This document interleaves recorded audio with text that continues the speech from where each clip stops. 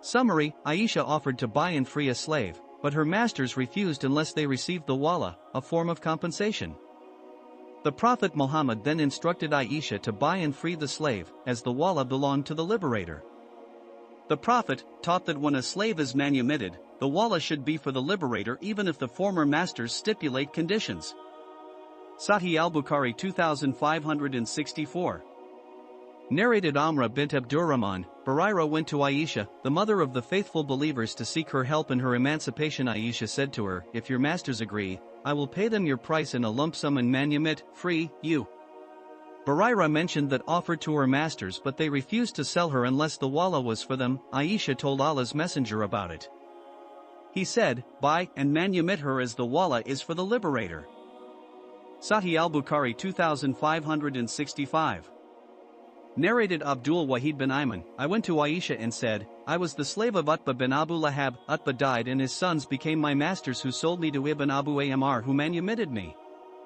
The sons of Utbah stipulated that my wallet should be for them." Aisha said, "Barira came to me and she was given the writing of emancipation by her masters, and she asked me to buy and manumit her. I agreed to it, but Barira told me that her masters would not sell her unless her wala was for them." Aisha said, "I am not in need of that."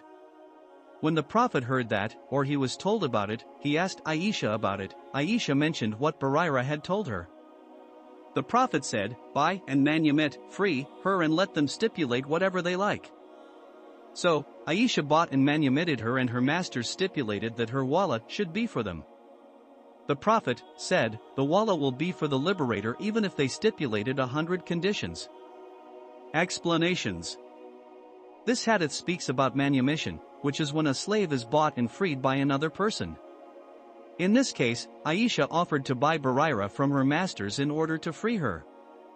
However, her masters refused unless they were given something called wala, which is a form of compensation for freeing slaves. The Prophet Muhammad then instructed Aisha that she should go ahead with buying Barira as the wala belonged to the liberator. This hadith teaches us that it is important for us to help those who are enslaved or oppressed in any way we can, even if it means buying them so that they can be freed from their oppression. This hadith teaches us about manumitting slaves and the concept of wala. When a slave is freed, their former masters may stipulate certain conditions. However, according to this hadith, it is important to remember that regardless of any conditions set by their former masters, the wala, or loyalty and protection of the freed person, should always remain with their liberator. This hadith also teaches us about justice and fairness in freeing slaves as well as kindness towards them. It shows us how we should treat those who are less fortunate than ourselves with compassion and mercy.